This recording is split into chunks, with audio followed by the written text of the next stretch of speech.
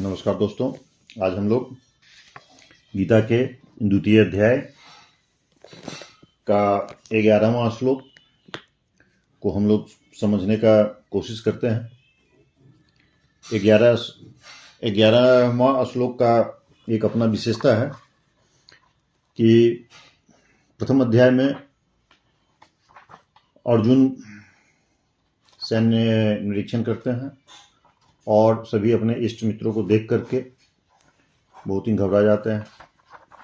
और उसके बाद भी द्वितीय अध्याय में भगवान उनको दूसरा श्लोक में समझाने का चेष्टा करते हैं और ये बताते हैं कि ये असमय किस तरह का मोह उत्पन्न हुआ, लेकिन इसके बावजूद भी अर्जुन मोह से निकल नहीं पाते हैं। इसके बाद भगवान को लगता है कि अब गंभीर रूप से समझाना पड़ेगा, एक दो हल्के रूप से समझाने से यहाँ काम चलने वाला नहीं है। ये गहन सदमा में अर्जुन चले गए हैं। तो ऐसी स्थिति में ये भगवान के द्वारा उक्ति जो श्लोक है ये कहा गया है जो अर्जुन के निमित्त है।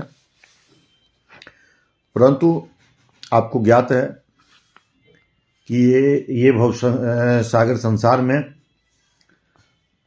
हम लोग सभी अर्जुन की भूमिका में हैं और भगवान कृष्ण हम लोगों को मार्गदर्शन देने की स्थिति में है। तो हम लोग को उस दृष्टिकोण से खुद को अर्जुन दृष्टिकोण से हम लोग समझने का कोशिश करेंगे कि भगवान क्या कहते हैं। 11वां श्लोक, अशोचान नवशोचस त्वं प्रज्ञावादांश भाससे गतासु न गतासुश्च नानुशोचन्ति पंडितः। अब ये श्लोक है। इस श्लोक का अर्थ जो सरल गीता में लिखा हुआ है, श्री भगवान बोले कि हे अर्जुन, तू न शोक करने योग्य मनुष्यों के लिए शोक करता है और न पंडितों के से वचनों को कहता है, परंतु जिनके प्राण चले गए उनके लिए और जिनके प्राण नहीं गए उनके लिए भी पंडित जन शोक नहीं करते। अब ये हम लोग जयदयाल गोयंत का जी का गीता प्रेस का पुस्तक है, तत्व विवेचनी हिंदी टीका। इसमें क्या कह रहा है देखते हैं हम लोग। हे अर्जुन, तू शोक करने योग्य मनुष्यों के लिए शोक करता है और पंडितों के से वचनों को कहता है, परंतु जिनके प्राण चले गए उनके लिए और जिनके प्राण नहीं गए हैं उनके लिए पंडित जन शोक नहीं करते। प्रश्न, अर्जुन के कौन से वचनों को लक्ष्य करके भगवान ने यह बात कही कि जिनका शोक नहीं करना चाहिए उनके लिए तुम शोक कर रहे हो? उत्तर, दोनों सेनाओं में अपने चाचा, ताऊ, बंधु, बांधव और आचार्य आदि को देखते ही उनके नाश की आशंका से विषाद करते हुए अर्जुन ने जो प्रथम अध्याय के 28वें, 29वें और 30वें श्लोक में अपनी स्थिति का वर्णन किया, 45वें श्लोक में युद्ध के लिए तैयार होने के क्रिया का शोक प्रकट किया और 47वें श्लोक में जो संजय ने उनकी स्थिति का वर्णन किया, उनको लक्ष्य करके यहाँ भगवान ने यह बात कही है कि जिनके लिए शोक नहीं करना चाहिए उनके लिए तो शोक कर रहे हो। यहीं से भगवान उपदेश का उपक्रम होता है, जिसका उपसंहार 18 अध्याय के 66वां श्लोक में हुआ है। प्रश्न, अर्जुन के कौन से वचनों को लक्ष्य करके भगवान ने यह कहा कि तुम पंडितों सरीखे बातें कर रहे हो? उत्तर, पहले अध्याय में 21वें से 44वें और दूसरे अध्याय के 4 से 6 श्लोक तक अर्जुन ने कुल के नाश से उत्पन्न होने वाले महान महापाप का वर्णन करते हुए अहंकार पूर्वक दुर्योधनादि की नीचता और अपनी धर्मज्ञता की बातें कहकर अनेकों प्रकार की युक्तियों से युद्ध का अनौचित्य सिद्ध किया है। उन्हीं में सब वचनों को लक्ष्य करके भगवान ने यह कहा कि तुम पंडितों सरीखे बातें करता हो। प्रश्न, गता सुन और अगता सुन किनका वह वाचन है और किनके लिए पंडित जन शोक नहीं करते, इस कथन का क्या अभिप्राय है? जिनके प्राण चले गए हो उनको गतासु और जिनके प्राण न गए हो उनको अगतासु कहते हैं। उनके लिए पंडित जन शोक नहीं करते। इस कथन से भगवान ने यह भाव दिखाया है कि जिस प्रकार तुम अपने पिता और पितामह आदि मरण परलोक में गए पितरों के लिए चिंता कर रहे हो कि युद्ध के परिणाम में हमारे कुल का नाश हो जाने पर वर्ण संकरता फैल जाने से हमारे पितर लोग नरक में गिर जाएंगे इत्यादि, तथा सामने खड़े हुए बंधु बांधवों के लिए चिंता कर रहे हो, इन सब के बिना हम राज्य और भोगों को लेकर क्या करेंगे?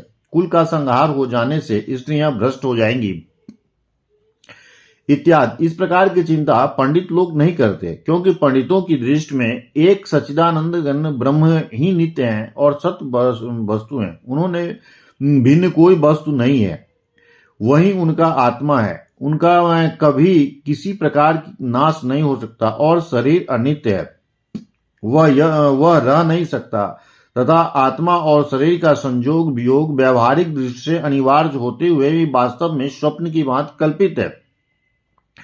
फिर वे किसके लिए मैं शोक करे और क्यों करे?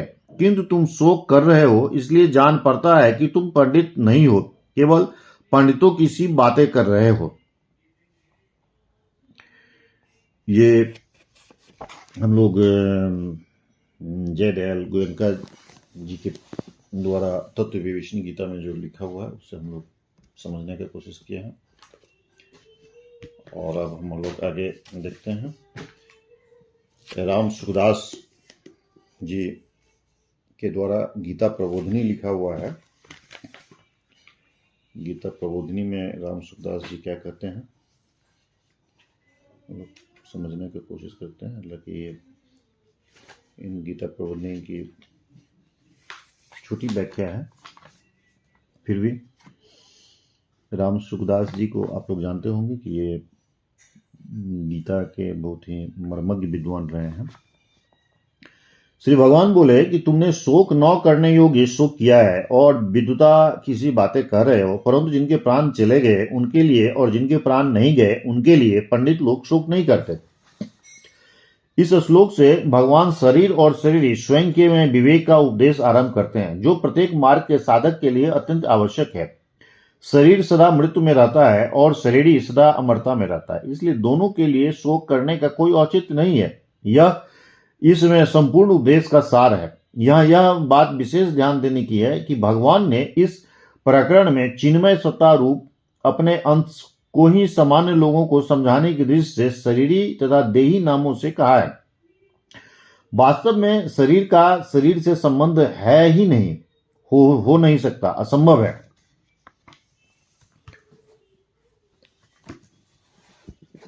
अब हम लोग इसी चीज को हम लोग समझने की कोशिश करते हैं रामानुजाचार्य के द्वारा। आप जानते होंगे कि रामानुजाचार्य हमारे बहुत बड़े धर्म के प्रवर्तक रहे हैं और उनका एक अपना संप्रदाय भी चलता है रामानुजाचार्य का। और इनके द्वारा जो भाष्य लिखा हुआ है गीता पर, जो गीता प्रेस की पुस्तक में छपी है, उसमें हम लोग देखने का कोशिश करते हैं, समझने की कोशिश करते हैं कि आखिर इनके द्वारा क्या कहा गया है। श्री भगवान बोले कि जिनके लिए शोक नहीं करना चाहिए उनके लिए तू शोक कर रहा है तथा पंडितों की सी बातें कर रहा है। पंडित लोग मरणशील शरीर के लिए और अविनाशी आत्माओं के लिए भी शोक नहीं करते, जिनके लिए शोक करना उचित नहीं है उनके लिए तू शोक करता है। और साथ ही पिंड और जल की क्रिया लुप्त हो जाने के कारण इनके पितृगण नरक में पड़ते हैं इत्यादि शरीर और आत्मा के स्वभाव ज्ञान से संबंधित बातें भी कर रहा है। परंतु शरीर और आत्मा का स्वभाव जानने वालों के लिए यहाँ शोक का तनिक भी कारण नहीं है। उन दोनों के स्वभाव को यथार्थ रूप से जानने वाले पुरुष गतासु मरणशील शरीर के लिए और अगतासु अविनाशी आत्माओं के लिए शोक नहीं करते, परंतु मुझ में ये परस्पर विरोधी भाव प्राप्त हो रहे हैं, परंतु तुझ में ये परस्पर विरोधी भाव प्राप्त हो रहे हैं, जो कि मैं इनको मारूंगा, इस प्रकार तू शोक कर रहा है। साथ ही शरीर से अलग आत्मा के ज्ञान जनित में धर्म वर्णन कर रहा है। इससे यह सिद्ध होता है कि तू न तो देह के स्वभाव को जानता है, न उससे भिन्न नित्य आत्मा को, और न उनकी प्राप्ति के उपाय युद्ध आदि में धर्म को ही। वस्तुतः यही युद्ध यदि में फलाभिसंधि रहित होकर किया जाए तो आत्मा के यथार्थ रूप की प्राप्ति का साधन होता है। अभिप्राय यह है कि न तो आत्मा की सत्ता जन्माधीन है और न ही उनका अभाव ही मरणाधीन है, क्योंकि आत्मा के जन्म मरण से है ही नहीं, इसलिए वह शोक का विषय नहीं है। तथा शरीर जड़ है, वह स्वभाव से ही परिणामी है और उसका उत्पन्न तथा नष्ट होना भी स्वाभाविक है, अतएव वह भी शोक का विषय नहीं है। अब ये हम लोग इसमें है आदरणीय श्री रामानुजाचार्य के द्वारा भाष्य। अब हम लोग गीता के विद्वान और इस्कॉन के संस्थापक श्रीमद एसी भक्ति वेदांत स्वामी प्रभुपाद जी के जो पुस्तक है गीता, जिसका नाम है यथारूप, श्रीमद भगवद गीता यथारूप, इसके दूसरे अध्याय के 11वां श्लोक को हम लोग समझने की कोशिश करते हैं कि आखिर आदरणीय विद्वान के द्वारा क्या कहा गया है।